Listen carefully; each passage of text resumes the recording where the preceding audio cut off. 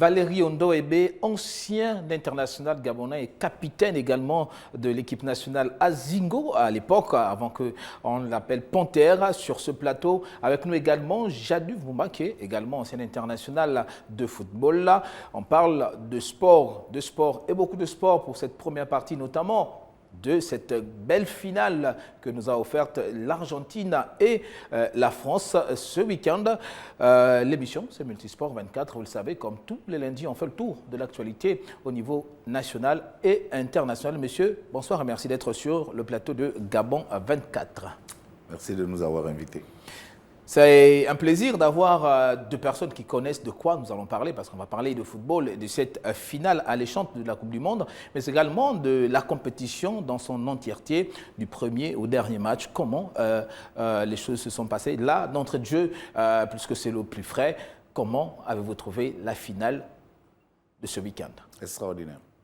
Extraordinaire en intensité, extraordinaire également dans l'indécision, parce que on voyait l'Argentine prendre le large après avoir mené 2-0 pendant une bonne partie de ce match en deuxième période. Et puis il y a eu le réveil des Français avec beaucoup d'audace de la part de Didier Deschamps qui a sorti des cadres pour faire entrer des genoux qui ont bousculé l'Argentine, qui ont ramené la France à hauteur et qui finalement ont poussé l'Argentine à aller au pénalty. Et comme on l'a tous vu, le sort en a décidé autrement. Mais il faut également... on ne peut pas ne pas reconnaître la qualité du gardien argentin qui, comme il avait déjà fait lors de l'exercice, qui a fait en sorte que cette équipe-là soit à l'aise dès les premiers tirs au but, et puis finalement, pour remporter cette compétition derrière laquelle il courait depuis 1986, et surtout pour consacrer finalement Léo Messi, par sa carrière, parce qu'il a apporté au football, parce qu'il représente également pour l'avenir du football. Je pense qu'on ne peut dire merci qu'au football, merci aux deux équipes, parce qu'elles nous ont procuré de la joie, de l'intention, des émotions, mais c'est ça le football et le football qu'on aime. C'était, Jadé Vumba, je me retourne vers vous, c'était naturellement une finale entre l'Argentine et la France, mais dans ces deux équipes, il y a deux hommes, notamment Lionel Messi, Valérie Ondo en parlait déjà, et Kylian Mbappé qui, tous deux, ont répondu présent. Ils ont répondu présent, doublé de Léo Messi, triplé de Kylian Mbappé. Il faut dire que ce match, personne n'aurait pu imaginer un tel scénario. C'est des matchs comme on les aime, avec au départ, on avait l'impression que c'était plié pour les Français, mais en 10 minutes, on peut le dire, 10 minutes quasiment, ils ont pu remettre les pendules à l'heure. À un moment donné, on a douté, est-ce que l'Argentine pouvait rehausser son niveau et aller chercher ce troisième but? Messi nous l'a servi. La France a répondu juste après. En termes d'émotion, je pense que c'est ce qu'on recherche dans une finale. C'est quelque chose d'inédit. Et Valérie le faisait rappeler ici. Il faut dire que l'Argentine, c'est peut-être la meilleure nation qui, en séance de tir au but, passe toujours le cap. Et donc, l'influx nerveux, la maîtrise de ces émotions-là a joué en leur faveur, mais surtout la performance de ce gardien. Je pense que déjà l'arrêt qu'il fait à la fin des prolongations contre Colomwani, c'est ça. Je pense que c'est marquant. Et juste après, comme un gardien de hand. Vraiment, il a une grande envergure, il faut dire. Il a une grande envergure, en plus de ses qualités. Je pense que c'est lui qui a fait le jeu, et aussi la concentration du côté argentin. Ils ont à un moment donné douté, mais je pense que dès qu'ils ont pu saisir leur chance, ils n'ont pas hésité. Monsieur, ce match s'est déroulé au Qatar, mais également sur les réseaux sociaux. La prolongation était également de mise. Je vous propose de regarder ensemble ce reportage et puis on se retrouve derrière.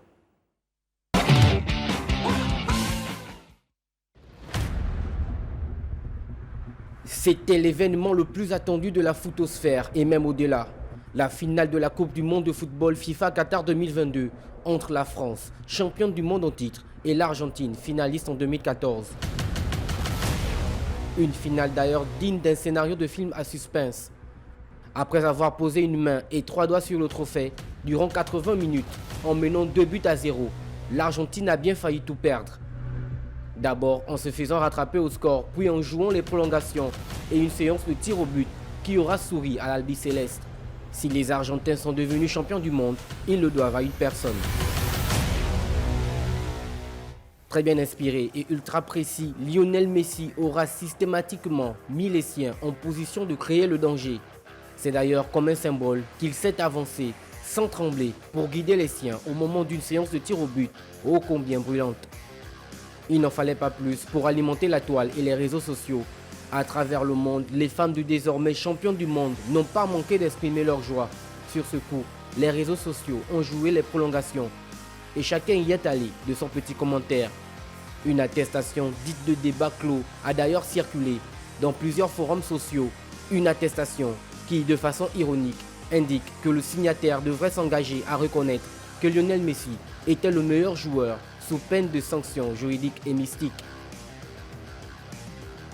Pour d'autres, si Lionel Messi a rejoint les légendes, à savoir son compatriote le regretté Diego Maradona et le Brésilien Pelé, le Portugais Cristiano Ronaldo ne rentre clairement plus dans le débat du GOAT, un acronyme qui signifie le meilleur de tous les temps, une étiquette réservée à l'individu, considéré comme le maître incontesté de son sport. Mais qu'importe, Lionel Andrés Messi Cucitini et l'Argentine ont été formidables avec une seule mission, ramener la Coupe du Monde de football, 36 ans après celle gagnée par la bande à Diego Maradona. Sacré réseaux sociaux, j'espère que Jani, vous n'avez pas signé cet accord, le débat qui est clos. On a du mal à souvent dissocier Cristiano Ronaldo de la vie de Messi. Comment on peut expliquer ça, Valérie, quand on sait que Cristiano Ronaldo a quitté la compétition depuis les huitièmes de finale déjà, mais on a comme l'impression que le débat entre les deux hommes est toujours présent, quel que soit ce que l'un ou l'autre fait. Mais il faut d'abord reconnaître que depuis 15 ans, ces deux joueurs alimentent le football à travers une rivalité Real-Barça, à travers également la personnalité des deux personnages totalement opposés, un Cristiano Ronaldo beaucoup plus expressif et un Messi très réservé, très réservé, mais qui ont de grosses qualités footballistiques. Et je me plais souvent à dire que, à mon avis, il ne faudrait pas les comparer. Ils sont extraordinairement talentueux dans ce que chacun fait. Et ce n'est pas le même profil de joueur. Mais ils ont marqué de leur empreinte de football durant ces 15 dernières années. Il faut passer maintenant à une autre étape, puisqu'on voit l'avènement de Mbappé, on voit l'avènement d'autres joueurs. On attend aussi les confirmations de Neymar, qui a 30 ans. Donc c'est ça le football, ils ont marqué leur temps, ils ont posé leur empreinte sur le football mondial. Donc c'est tout à fait normal qu'avec l'avènement des réseaux sociaux, que les comportements de l'un ou de l'autre suscitent des réactions, même après que Cristiano ait été éliminé avec le Portugal, mais ça reste un grand monsieur du football. Et on va dire merci à ces deux grands messieurs, à Léo Messi, qui méritaient, au vu de ce que l'Argentine a produit, au vu du football que l'Argentine a démontré l'état d'esprit face aux Français, ce n'est pas une coupe usurpée. Et on est bien content que le football que nous avons vu hier avec l'Argentine et la France, que Léo Messi ait remporté cette Coupe du Monde.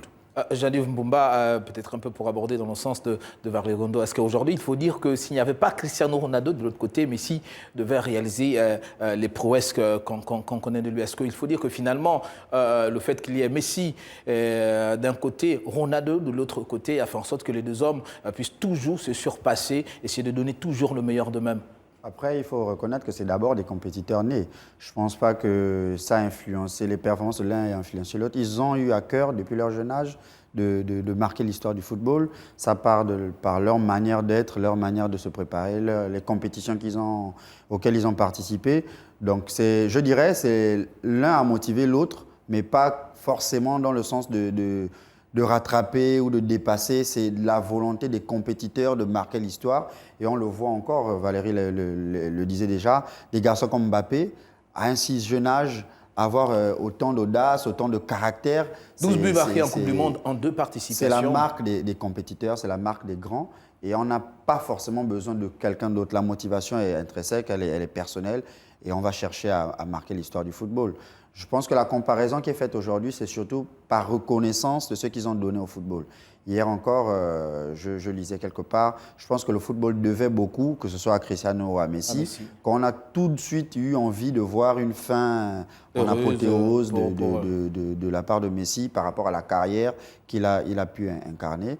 Donc c'est de dire merci à ces garçons-là parce qu'ils ont marqué leur temps, ils ont marqué leur passage et on espère avoir encore des plus grands demain. Malheureusement, pour parler d'une Coupe du Monde qui s'est déroulée pendant un mois, en 26 minutes, le temps est tellement petit. On va quand même parler parce qu'il n'y avait pas que cette finale contre Argentine-France. Il y avait également la petite finale qui concernait le continent puisque le Maroc était opposé à la Croatie. Malheureusement, le Maroc a perdu. Valérie Ondo, qu'est-ce qui peut expliquer? On a quand même, on espérait, au vu des performances de cette équipe marocaine qui a pu battre déjà un match de poule, la Belgique qui a battu l'Espagne, qui a battu le Portugal, on espérait que cette troisième place devait certainement revenir au continent. Mais on a vu une Croatie également un peu plus concentrée et qui a pris une meilleure sur cette équipe marocaine. Bien, il faut dire que je pense que le Maroc a laissé beaucoup de force lors des précédentes rencontres. C'est ça la Coupe du Monde. C'est 7 matchs en un mois. C'est énorme, ça tire sur les organismes. Et puis psychologiquement également, le fait qu'ils aient raté cette finale en étant défaite par la France, ils n'ont pas certainement suffisamment récupéré psychologiquement pour pouvoir produire d'autres efforts avec autant d'intensité contre la Croatie et le métier des Croates également. On a vu également qu'à partir de la demi-finale et même du match sur la 3e place, malheureusement, le gardien Bounou n'a pas été aussi décisif que lors des précédentes rencontres. Donc, tous ces éléments mélangés ont fait en sorte que le Maroc ne puisse pas accéder au podium avec aussi, à partir des demi-finales, la réussite qui les a fui, parce qu'on n'a pas compris pourquoi les Marocains qui, avec les joueurs, la technicité qu'ils ont, n'ont pas pris la chance, dès qu'il y avait des opportunités, dès qu'il y avait des fenêtres d'occasion, pour vouloir, à un moment aussi, trop faire dans l'individualisme. Donc, tous ces éléments-là, quand on les réunit, ça fait beaucoup. Mais c'est simplement pour dire que tant que physiquement et psychologiquement, vous n'êtes pas frais, vous n'êtes pas à 100%, ben vous prenez les mauvaises décisions. Et c'est ce qu'on a pu constater avec le Maroc, et qui finalement, même avec cette 4e place, a ouvert la voie, je voudrais dire, aux Africains, à d'autres équipes également. Et je vais faire une entorse sur ce que Samuel Eto'o disait lorsqu'il prévoyait que le Cameroun allait gagner la Coupe du Monde. On lui a ri au nez un peu, mais il faut qu'on rêve. Le football, il faut rêver. Et le Maroc a fait rêver les gens. Donc ça veut dire que si le Maroc est arrivé en demi-finale, c'est qu'une équipe africaine peut gagner la Coupe du Monde. Bien sûr. Parce que quand vous êtes dans le dernier carré, il n'y a pas autre chose. C'est d'aller décrocher le sacre. Donc il faut qu'on continue le rêver. Le football, les footballeurs, les dirigeants, les entraîneurs rêvent de plus grands espoirs. Tout commence par le rêve. Après, on se donne les moyens pour pouvoir réaliser. Et ça, on est sur la voie et on doit dire merci au Maroc. On doit dire merci à leur entraîneur qui a pris énormément de risques, qui a montré beaucoup de personnalité, qui a transmis à ses joueurs. Et on a vu ce Maroc nous faire rêver. On veut continuer à rêver, on attend, puisqu'on va passer à 9 équipes. On attend de voir la prochaine Coupe du Monde. En parlant justement de 9 équipes, Jadif Moumba, Valérie effleurait déjà la question des chances et du potentiel de ces équipes africaines-là. Est-ce qu'il faut, même si on restait à 5 équipes, est-ce qu'il faut dire aujourd'hui que le fait que le Maroc ait mis la barre haute va davantage motiver des équipes comme le Cameroun déjà, qui sont une équipe des grands compétiteurs, d'autres équipes comme celle de l'Algérie, de l'Égypte, la Côte d'Ivoire, a également essayé de dépasser le Maroc. Est-ce que là, c'est une concurrence saine qui va être impulsée au niveau du continent? Le Gabon est naturellement, il y a 9 places. Le Gabon. Après, Gaël, il faut dire, je pense que c'est le mind de l'Africain qui nous limite.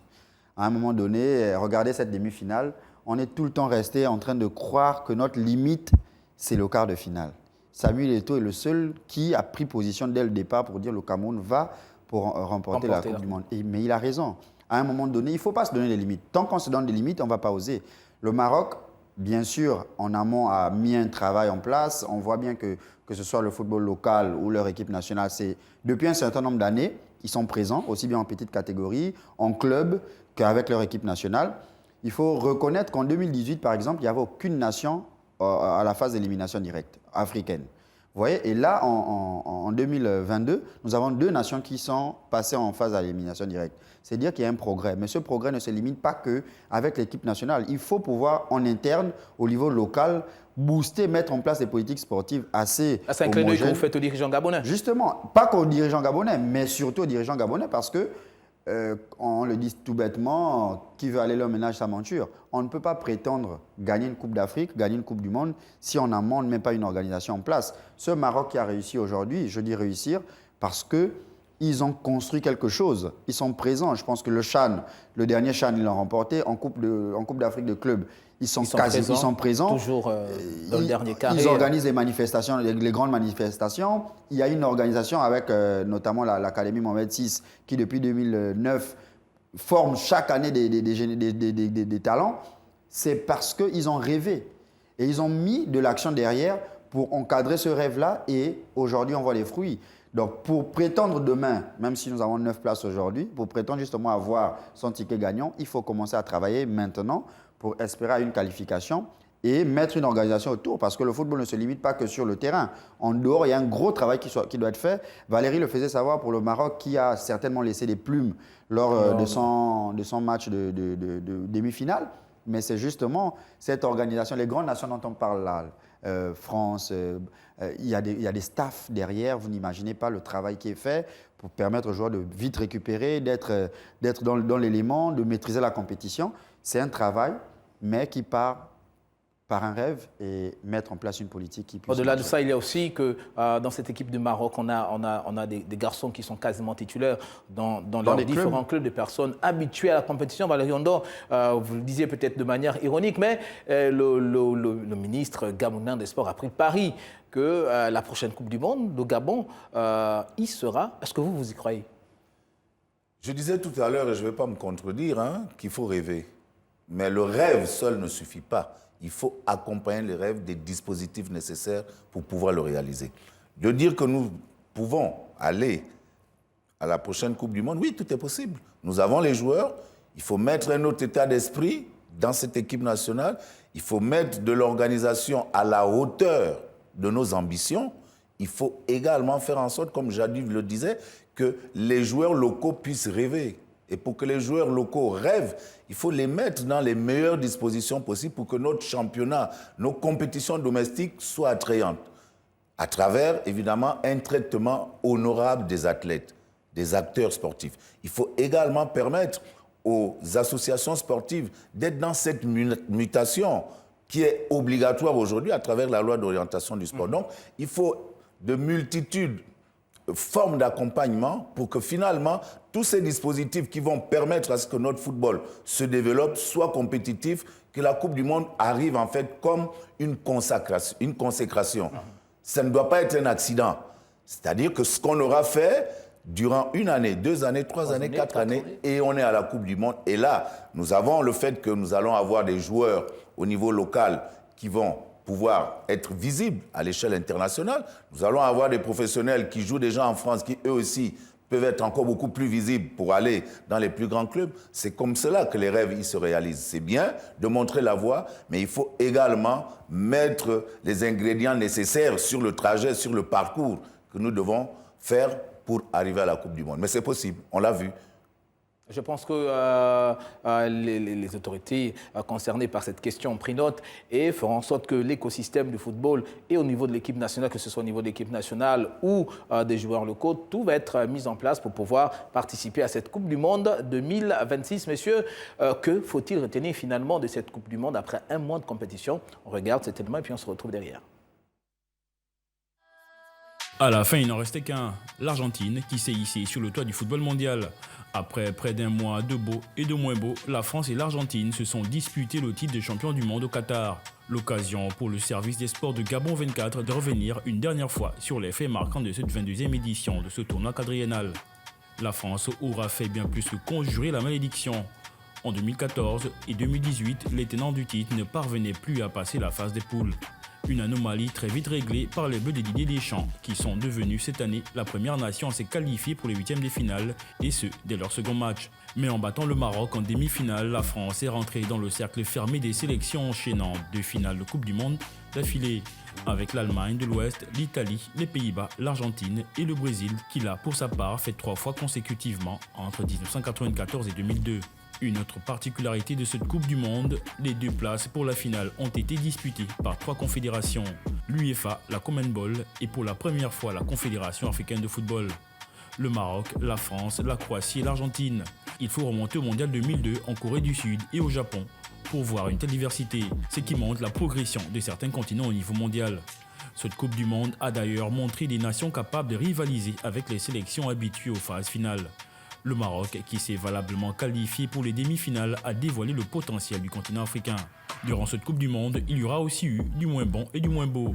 Le quart de finale Argentine-Pays-Bas est considéré par de nombreux observateurs comme le match le plus sale de la compétition. Tacle à la gorge, refus de se donner le ballon, insultes lancées, bagarre générale avec intervention des remplaçants. Cette rencontre aura été un scandale d'anti-jeu et d'agressivité. Au total, 14 cartons jaunes et 1 rouge auront été distribués aux 2 sélections. Les 2 équipes ayant réussi l'exploit de prendre un carton jaune chacun durant la séance des tirs au but. Mais qu'importe, cette Coupe du Monde fut belle et surtout attrayante. Les regards sont désormais tournés vers la triple organisation du Mondial 2026, États-Unis, Mexique, Canada, avec 48 équipes. Messieurs, vous avez assisté à cette Coupe du Monde pendant 1 mois. Il y avait plusieurs questionnements autour de l'organisation. Beaucoup n'y croyaient pas, parce que c'est certainement un pays du Golfe qui a organisé. Il y avait quelques questionnements par rapport à l'organisation, des craintes. Est-ce que finalement on peut être satisfait de cette Coupe du Monde au-delà du résultat, Valérie Ondo? Tout à fait. Je pense que les craintes, les doutes et même les attaques, il ne faut pas se leurrer, venaient des pays occidentaux, parce qu'ils estiment que ce sont eux qui ont le monopole de la réussite de certains événements. Un pays du Moyen-Orient a démontré déjà à travers un investissement fort de 220 milliards de dollars comparativement à la dernière compétition organisée en Russie qui était de l'ordre de 11 milliards de dollars. Donc de 222 milliards, on sait bien évidemment régaler à travers une organisation quasi parfaite, à travers également le fait que ça a été la compétition la plus prolifique en but, 172, contrairement aux autres de 98 et de 2014 qui étaient à 171. Donc il y a eu du spectacle, les équipes sont allées de l'avant, les attaques ont pris le pas sur les défenses et également l'avènement de l'Afrique à travers ces 5 entraîneurs responsables de ces équipes nationales et le Maroc qui se propulse dans le dernier carré. On va également pouvoir le reconnaître aussi, l'utilisation de la VAR qui n'a pas été qu'une satisfaction. Il y a eu beaucoup de doutes, il y a eu beaucoup de questionnements sur des actions qui n'ont pas été visitées par la VAR, alors qu'elles méritaient d'être regardées. Mais c'est cela le football, finalement, ces indécisions, ces discussions d'hommes également, ces décisions d'hommes qu'on peut discuter. Et le football, finalement, à travers cette Coupe du Monde, et la compétition a confirmé qu'elle est la compétition au monde la plus regardée. 4 milliards de personnes dans le monde ont regardé de manière générale cette Coupe du Monde. Donc c'est une réussite. Et on doit dire merci au Qatar, on doit dire merci à la FIFA, merci aux équipes qui ont participé à nous donner pendant 1 mois de plaisir. On espère maintenant qu'avec les 9 équipes des sélections africaines, nous, Gabonais, on pourrait également aller goûter un peu à la Coupe du Monde. C'est possible, avec les 9, on l'a déjà démontré. Donc il faut commencer à rêver dès maintenant, il faut se préparer pour que nous soyons de la fête Canada, États-Unis, Mexique. Voilà. Et puis parler, puisque Valérie Ondo a chuté avec le Gabon, qui est une équipe africaine, peut-être revenir également sur les équipes africaines, Jadif Mumba, parce que très souvent, il y avait des polémiques autour des équipes, entre les primes qui ne sont pas payées, les moyens de transport, logement. Mais là, il n'y a pas vraiment eu du bruit autour de toutes ces questions-là. C'est-à-dire que les dirigeants africains ont également compris quelque chose. L'Afrique progresse, ça il faut pas le nier et il ne faut pas se cacher. Je pense qu'il y a plusieurs ingrédients, plusieurs éléments qui démontrent aujourd'hui que l'Afrique est en train de progresser, notamment la question des primes. On n'a pas entendu un seul instant une sélection être emmerdée dans cette question-là. La logistique, l'organisation, même le déplacement, je pense qu'ils ont été tous dans les bons timings, ils sont bien arrivés. C'est à l'actif des sélections, bien sûr, de l'organisation interne, mais aussi de cette Coupe du Monde qu'on a peut-être décrit au début, mais on peut tout dire au début, c'est à la fin qu'on fait le bilan. Je pense que c'est l'une des meilleures Coupes du Monde. Valérie a annoncé pas mal de statistiques, des chiffres qui parlent en faveur. Il y a aussi qu'en termes d'affluence, c'est 81% de stades remplis. Même le Qatar est sorti de la compétition depuis la phase de poule. Mais à chaque match, on a vu des stades pleins. Et si vous remarquez le pont aérien qui a existé entre les différentes nations qui ont poursuivi la compétition et la capacité d'accueil du Qatar, c'était tellement énorme. Lorsque vous voyez un Maroc qui joue, on vous annonce 30 000 spectateurs marocains qui vont faire le déplacement la veille du match, c'est inimaginable, mais le Qatar a démontré, de par cette organisation, qu'elle était à la hauteur. Et les pays africains, je pense qu'en termes d'organisation interne, il y a beaucoup de mieux. Il y a beaucoup de mieux. J'ai apprécié notamment les équipements. Vous voyez que c'était fluide, c'était beau. C'est bien parce que l'Afrique en marche et on le démontre. Ce n'est pas qu'un simple slogan qu'on annonce ici et là. Voilà, messieurs, malheureusement, 26 minutes, ça passe très vite. Nous sommes arrivés au terme de cette première partie. Je rappelle que j'étais avec Valérie Ondo, qui est ancien capitaine de l'équipe nationale Azingo, l'ex-Azingo. Également, Jadi Vumba, qui est un ancien international également gabonais. Messieurs, merci d'avoir été sur le plateau de Gabon 24. C'est toujours un plaisir de vous avoir. Vos analyses nous font tellement plaisir et font rêver également nos téléspectateurs. On se donne rendez-vous peut-être en 2026 pour commenter un match du Gabon en Coupe du Monde. De toute façon, arrivons d'abord à 2023. C'est dans quelques jours. Oui, mais il faut rêver. On a gagné, on a déjà joué on a déjà joué plusieurs Coupes d'Afrique. Oui. Il faut qu'on essaie de passer ce cap-là et aller hors du continent. Bien sûr. Il faut rêver et se donner les moyens. Alors, merci, messieurs. On se donne rendez-vous. Donc, en 2026, on espère qu'on sera tous encore en vie pour voir cette première participation du Gabon en Coupe du Monde. Messieurs, on se donne quelques secondes de répit et puis on se retrouve pour la deuxième partie de votre émission de l'actualité sportive.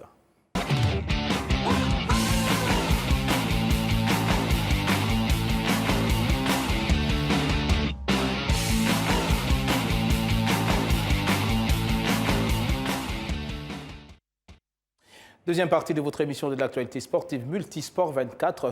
Avec moi sur ce plateau, ils nous ont rejoint. Il y a Ruth Bagui qui n'est plus à présenter, 6 fois championne d'Afrique de taekwondo. Il vaut mieux que je me calme quand je le dis parce que le palmarès est tellement long qu'on pourra passer toute cette émission. On ne va jamais finir de présenter Ruth Bagui. Merci d'être sur le plateau de Gabon 24 et surtout merci d'avoir accepté notre invitation. Merci, ça me fait plaisir d'être là. C'est ma première fois au Gabon et déjà le Gabon m'a bien accueilli, donc merci à vous de m'avoir invité sur votre plateau.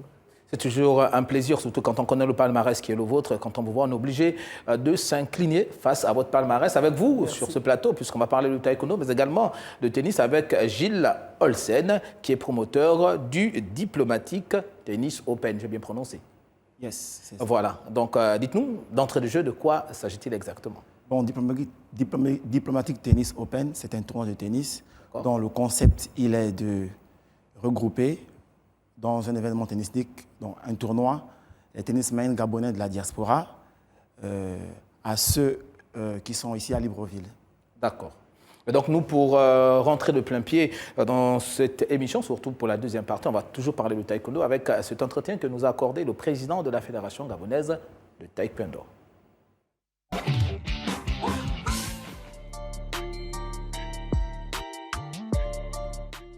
Le processus pour organiser une compétition internationale comme l'Open du Gabon qui aura lieu du 4 au 5 novembre, il fallait constituer un dossier qu'il fallait envoyer à la fédération, à l'Union africaine des taekwondo, l'UAT, et ensuite donner une caution de $5 000. Donc c'est sorti de là qu'ils étudient le dossier et de là ils voient tous les contours pour valider votre dossier et le Gabon a été retenu, notre dossier était validé. En langage technique, c'est une compétition rankée. Ça veut dire que c'est une compétition qui permettra aux athlètes qui veulent se qualifier pour les Jeux Olympiques de venir participer. Une fois que tous les médaillés d'or auront 10 points. 10 points qui vont les aider à compléter les points qu'ils ont engrangés bien avant pour au moins permettre d'accéder à la qualification olympique. La plus-value, c'est déjà ça, sur le plan économique. Sur le plan économique, ça va apporter des personnes qui vont utiliser les hôtels, les restaurants, et ça va faire entrer de l'argent au pays. Sur le plan touristique, nous allons avoir des nouvelles personnes qui viendront découvrir notre pays, qui pourront mettre en lumière le Gabon, un si beau pays, un pays d'accueil, un pays hospitalier. Et aussi, ça permettra à tous les champions de taekwondo de venir découvrir notre pays, le Gabon.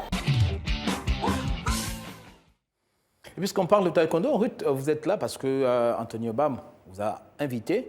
C'était pour prendre part à la première édition Anthony Obam qui s'est déroulée ce week-end au niveau de Libreville. Déjà, dites-nous comment vous trouvez le niveau des athlètes gabonais.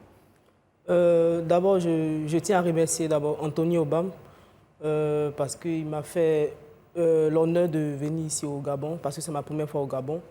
Aussi, merci parce qu'il continue de nous inspirer, nous, ses petits frères qui le suivons, en organisant la première coupe Anthony Obam avec des plaçons électroniques. Et ça, c'est à féliciter. Merci. Et après aussi, j'ai vu le niveau des athlètes. Je pense qu'ils ont un bon niveau, les athlètes gabonais. Il faut juste continuer ce genre de compétition comme à l'international. Et comme le président l'a si bien dit, l'an prochain, il y aura l'Open du Gabon qui sera ranké. Et il y aura beaucoup d'athlètes internationaux qui seront présents. Et ça va permettre également aux Gabonais locaux, aux athlètes gabonais de continuer à progresser, de continuer à prendre de l'expérience. Ruth, dites-nous, comment vous trouvez le niveau des athlètes africains, notamment les femmes? Bon, je pense que le niveau des athlètes africaines, je vais dire, a progressé. Oui, a progressé parce que lorsqu'on regarde, même lors des dernières compétitions internationales, les athlètes africaines sont présentes sur les podiums, aux Jeux Olympiques, aux Championnats du monde, au Grand Prix final. Donc je pense que le niveau des athlètes femmes continue de progresser. Ruth Babi, quand on regarde votre palmarès, on a comme l'impression que vous avez déjà tout gagné et pourtant vous n'êtes pas vieille. Est-ce que quelles sont encore les aspirations de Ruth Babi? Bon là, actuellement, mon plus grand rêve, c'est de remporter la médaille d'or pour mon pays, la médaille d'or olympique. Olympique. Oui. Et je pense qu'après ça, voilà, je pense que j'aurai tout gagné si j'ai remporté la médaille d'or olympique. Mais je continue je continue de compétir et pourquoi pas continuer d'avoir plus de médailles, pourquoi pas être 2 fois champion du monde, 3 fois. Donc je continue et j'espère gagner d'autres médailles. De toute façon, ça va être un plaisir pour la Côte d'Ivoire, mais également pour le continent africain. Gilles, je me retourne vers vous. Vous avez parlé d'un Open qui va être organisé dans quelques jours. Est-ce que derrière vous, la fédération vous soutient? On a reçu dernièrement sur ce plateau le président des tennisman professionnels du Gabon. Je ne sais pas, est-ce que vous travaillez en collaboration avec d'autres acteurs du tennis gabonais? Oui, on travaille en collaboration avec d'autres acteurs du tennis gabonais. Ce que vous avez reçu, c'était Biamba Ndila Star. Donc, il organisait le tournoi de classement. Justement. Ce tournoi nous permet évidemment d'avoir un classement par rapport aux joueurs qui sont ici. Et donc, ça va nous aider pour les prochains tournois. C'est quoi l'objectif recherché derrière l'organisation de cet Open? Le Diplomatic Tennis Open. Comme je le disais, Diplomatic Tennis Open, en fait, c'est un tournoi de tennis qui confronte les joueurs gabonais de la diaspora à ceux qui sont ici. D'accord. C'est juste pour juger le niveau des athlètes ou bien derrière, il y a un autre objectif derrière? Dans un premier temps, tous les athlètes se retrouvent. D'accord. Entre Gabonais de la diaspora. Le Gabon a beaucoup de tennismen qui sont un peu dispersés entre la France, les États-Unis, etc. Donc l'idée, c'était... Retrouvailles entre la famille. Retrouvailles en famille. Et puis voilà, en jouant au tennis, partageront des moments agréables. C'est la première édition? C'est la première fois? Sinon... Oui, c'est la première édition. Et pour cette première édition, nous avons justement 2 athlètes qui vont y participer. Nous avons voulu le maximum, peut-être 4 d'abord, mais pour cette première édition, nous avons pu avoir 2 athlètes qui sont, entre autres, Darlene Koumba, qui évolue dans la prestigieuse Académie de Mouratoglou en France, et Junior Rondo. D'accord, vous dites c'est pour, dans un premier temps, rassembler la famille. Est-ce que c'est parce que vous avez constaté qu'on était un peu dispersé, qu'il y avait véritablement part de solidarité entre tennismen? Oui, évidemment, c'est même cela. Parce que quand moi j'ai commencé le tennis, ça fait plus de 10 ans, on va dire. Vous jouez encore? Vous êtes toujours sur les Oui, cours? toujours. Quand j'ai commencé le tennis, il y avait vraiment de l'engouement. Le tennis, c'était vraiment une famille soudée. Il y avait plusieurs tournois. Vous voyez, dans un tournoi, on peut être 50, qu'est-ce que j'ai dit 250. Et les tournois mettaient souvent du temps. Là, il y a des matchs qui arrivaient jusqu'à minuit. Et puis, il y avait vraiment de l'ambiance. Et aujourd'hui, vraiment... Cette dynamique a disparu. Oui, voilà. Est-ce que c'est peut-être pas dû à la Covid-19? On a quand même fait 2 ans, il n'y avait pas... Non, ce n'est pas la Covid parce que c'est bien avant la Covid-19. Avant la Covid que voilà, la chose se dégrade un tout petit peu et puis nous sommes les principaux acteurs. Donc, nous devons faire en sorte que cette activité puisse renaître. D'accord, mais est-ce que dans cette manière de faire, vous avez décidé de lancer cette première édition, est-ce que derrière, il y a le soutien de la Fédération gabonaise de tennis? Bon, le soutien, je peux dire... Ou du moins, c'est la bénédiction. Ben oui, je peux dire oui. Vous avez discuté avec le président qui ne trouve aucun inconvénient parce que c'est important également quand on décide d'organiser des championnats, des Open. Il y a une organisation qui est là pour ça, donc la fédération il est toujours important d'aller vers les responsables de la discipline dans le pays pour essayer de ne pas être en porte-à-faux parce que l'objectif c'est de rassembler la famille. Alors si vous faites sans forcément avoir la bénédiction des pères, je pense que l'objectif ne va pas être atteint. Oui, avant, dès l'initiative du projet, nous sommes dirigés vers la fédération pour dire, bon voilà, nous voulons organiser un tournoi qui sera nommé et voici l'objectif du tournoi. D'accord, et il n'y a pas de souci. Il n'y a pas de souci. Donc on espère qu'on va être avec vous. Vous allez nous inviter pour couvrir l'événement, Gilles, ou bien vous n'avez pas besoin de nous pour Non, vous serez la bienvenue. D'accord, de toute façon, nous également, on veut bien prendre part à ce tournoi. On va poursuivre justement cette émission puisque sur Multisport 24, il n'y a pas que du tennis et le taekwondo. Le reste de l'actualité sportive, c'est maintenant.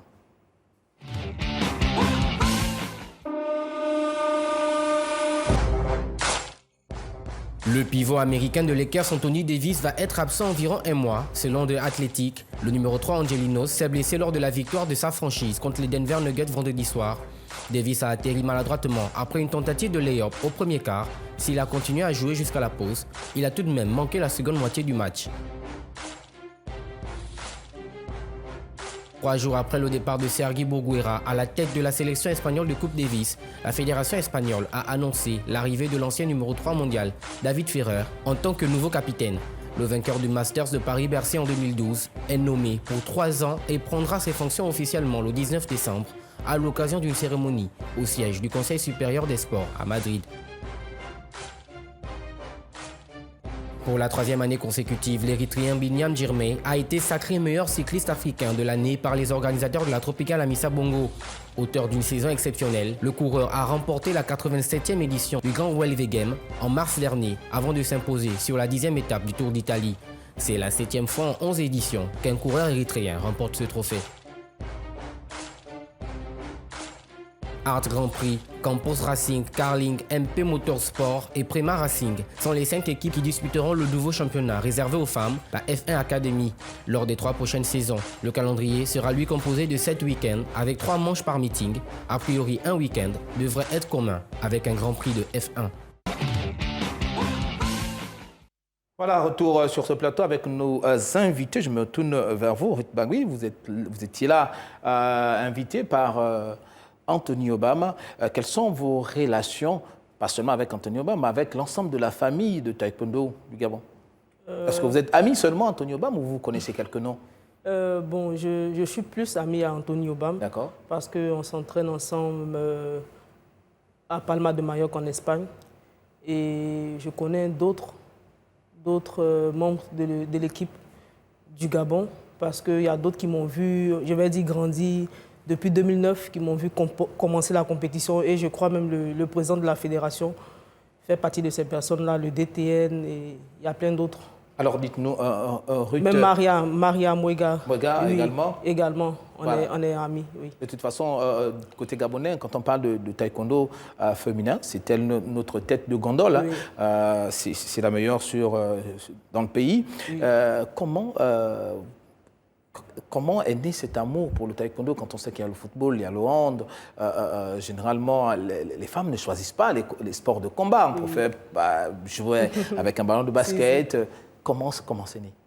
Bon, à la base, je vais dire même, je voulais faire une carrière au football, à la base. Et je vais dire, ma mère m'a inscrit au taekwondo parce qu'elle trouvait que je faisais beaucoup la bagarre au quartier. Donc, elle m'a inscrit pour qu'on puisse me frapper. D'accord, voilà. C'était ça. Voilà. En fait, c'était comme une forme de punition. C'est ça, c'est ça. D'accord. Et après, voilà, dès que j'ai commencé le taekwondo, mon maître de salle a vu en moi une future championne, donc il m'a encouragé à continuer et c'est de là que tout est parti. Et aujourd'hui, maman qui voulait normalement vous punir, aujourd'hui vous êtes médaillé, vous faites plaisir à la famille, à la Côte d'Ivoire, mais également au continent. Est-ce que le regard de maman finalement a changé?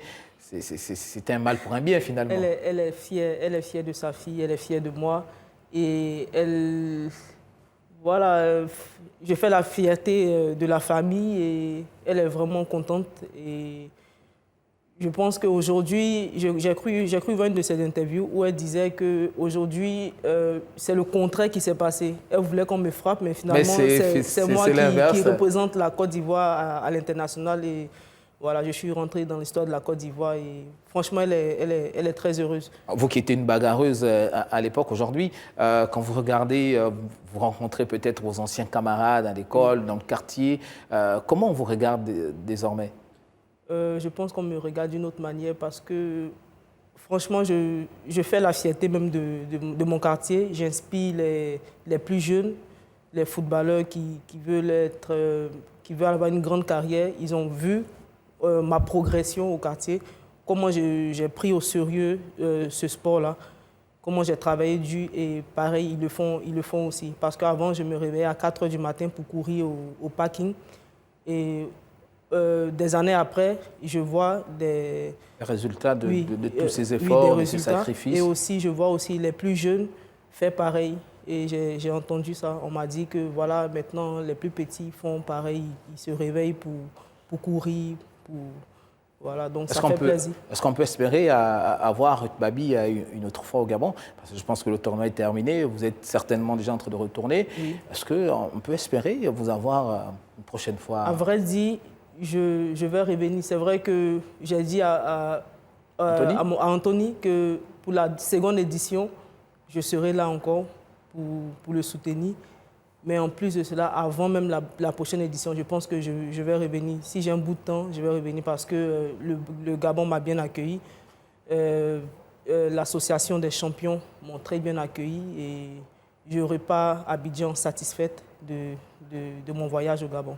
De toute façon, on espère pouvoir faire un tour pour faire immersion dans votre famille au niveau d'Abidjan. Comment les gens aujourd'hui vous regardent, les témoignages de vos parents. On espère, on va peut-être essayer de voir ça, coordonner avec Anthony, comment venir vers vous pour essayer de faire ce reportage-là qui retrace un peu votre vie du début jusqu'à maintenant. Hussein, je suis avec vous. Dites-nous, peut-être nous rappeler les dates, le lieu où va se dérouler l'Open.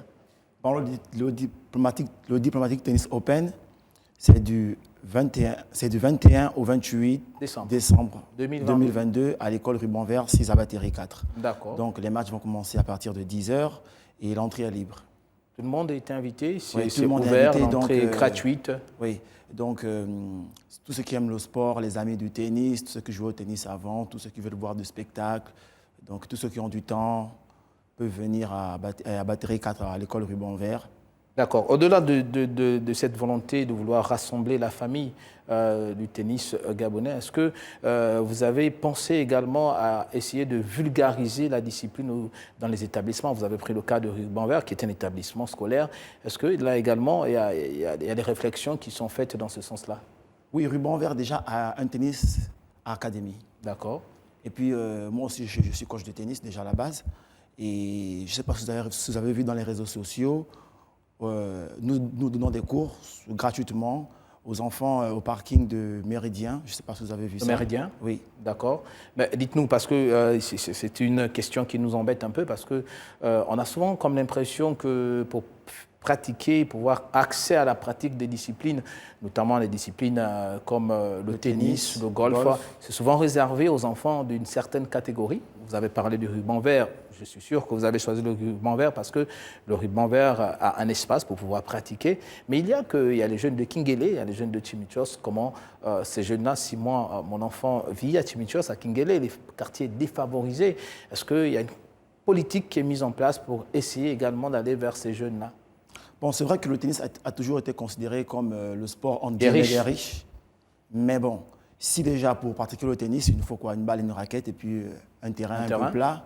Voilà quoi. Si la fédération peut faire des choses comme avant, peut-être. Après, à côté du travail de la fédération, il y a vous, des organisations comme vous, des acteurs.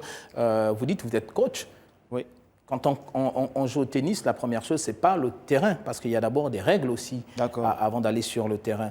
Donc, comme on dit, il y a la théorie et la pratique. Ne serait-ce que pour la théorie, on peut aller vers les enfants qui sont dans les quartiers défavorisés pour essayer d'expliquer. Parce que si on ne connaît pas véritablement, vous le dites, beaucoup pensent dans les quartiers défavorisés que le tennis, c'est pour les riches. Oui.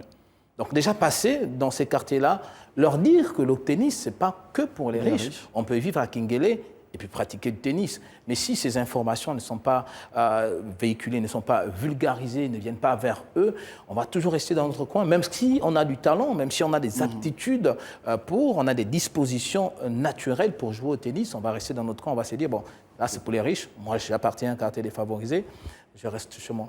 Alors, comment vous faites? Est-ce que à la longue, peut-être pas pour cette première édition, vous allez penser également à faire des campagnes. On a vu, le Gabon va accueillir la 16e édition de la Tropicale à Missa Bongo. Il y a des livrets qui ont été distribués aux enfants pour leur expliquer ce que c'est le cyclisme. À partir de là, je pense que ça peut créer quelque chose chez un enfant.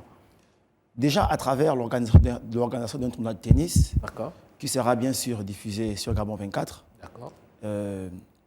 les enfants de Kingele ou des autres quartiers peuvent voir et s'intéresser. Donc nous, ce que nous faisons, c'est nous donnons ce que nous avons. Nous sommes déjà allés dans des quartiers, peut-être pas Kingele, je parle de glace. Que dans les quartiers des riches. Non, pas des quartiers des riches. D'accord. Des quartiers où on peut avoir ne fût-ce qu'un parking. Donc on vient, on installe le matériel de tennis, on met de la musique, voilà. On fait la pub sur les réseaux sociaux, voilà. Donc c'est quelque chose que nous faisons avec les moyens que nous avons, avec l'énergie que nous avons, la volonté que nous avons. Et puis voilà quoi. D'accord. Est-ce que vous connaissez le golf? Oui, je connais le golf. Vous savez comment on joue au golf? Un peu. Un peu, juste un peu. Ruth, vous? Oui. Un peu.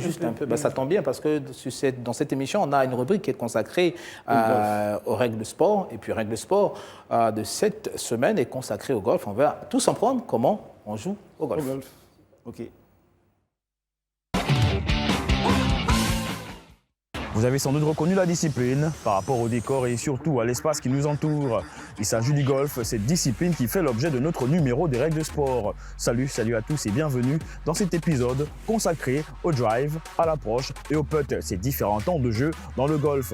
Avec nous pour en parler, Antoine Dong, il est joueur professionnel gabonais et membre de la PGA Gabon. Entendez par là l'association des professionnels de golf gabonais. Allez, suivez-moi pour plus d'explications.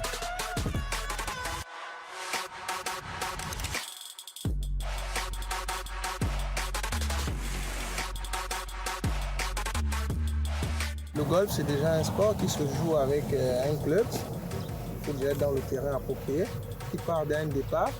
Et nous sommes déjà sur un départ. Donc, il faut avoir un club, une balle et aller vers un drapeau qui peut être dans une distance de 300 mètres, 100, 125 mètres, 100 mètres. Alors Antoine, avec quel type de matériel joue-t-on au golf? Explication. Pour démarrer, il faut avoir un sac de golf. Il faut avoir des gants, comme j'en ai là à ma main gauche. Donc le sac de golf, comme on l'appelle couramment, une série, qui est constituée d'un bois 1, le putter qui est là, qu'on utilise régulièrement pour rentrer la balle dans le trou, qu'on utilise dans le cercle, qui est ouvert. Et on a le driver, qui est le bois 1, qu'on n'utilise pas forcément dans tout le secteur du jeu. On l'utilise régulièrement au départ pour commencer un trou. On a le bois 3, qui est un club intermédiaire, qui va moins loin que le driver, qu'on appelle le bois 1. Après, on a des fers. On a le fer 3, qui va plus loin que le fer 4. Et là, on a le fer 5, qui va moins loin que le fer 3 et le fer 4. Alors, comment marque-t-on des points dans cette discipline? Explication. Il faut quitter déjà d'un départ, taper, viser un point. Au fur et à mesure, on tape, on arrive sur le trou. Et selon le par c'est le nombre de coups demandés sur le trou. Ça peut être un par 5. Si vous faites 5 sur un par 5, ça veut dire que vous avez très bien joué, c'est le par. Si vous allez en dessus, regardez 6, ça vous dit que vous êtes pénalité, ça fait plus 1, etc. Si vous jouez en dessous de 5, ça fait un birdie. Ça veut dire que vous avez des points en réserve. Vous êtes à moins 1. Ça veut dire que vous menez le parcours d'un coup. Et l'accoutrement, Antoine, a-t-elle une importance dans le jeu? Explication. Oui, ça a une valeur. Parce qu'on ne va pas venir jouer en t-shirt ou je sais pas, en collant. Je disais qu'il fallait avoir un polo, un Bermuda ou un pantalon pour les hommes. Et là, par exemple, on a Livia, qui a un polo, une jupe, sinon jupette pour les femmes au golf, et avec une visière. Donc c'est un peu ça l'accoutrement pour les femmes. Et la posture, Antoine, la posture a-t-elle une importance dans le jeu? Explication. Pour bien jouer, il faut déjà avoir un swing.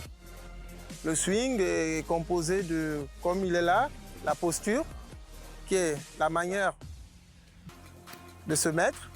Donc fléchir les genoux, sortir le torse et avoir sa face de club bien square par rapport à où il va aligner. Il faut qu'il soit aligné par rapport à où il vise et la tête sur la balle. Là, il s'apprête à taper un coup qu'on appelle driver parce qu'il a un driver. Le club qu'il a en main, c'est un driver. Et le coup qui sort de là, c'est driver.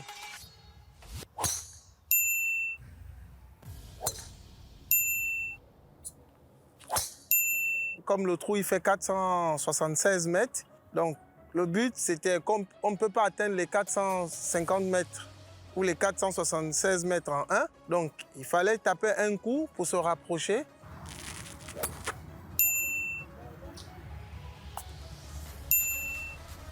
On est quitté du départ, on a fait des mises en jeu.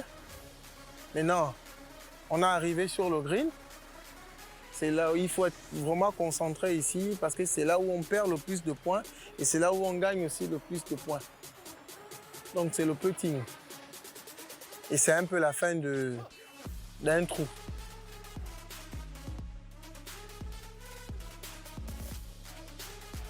Voilà qui est dit, voilà qui a été longuement expliqué. Nous espérons que ces 3 temps de jeu dans le golf n'ont plus de secrets pour vous. En attendant, moi je continue mon apprentissage.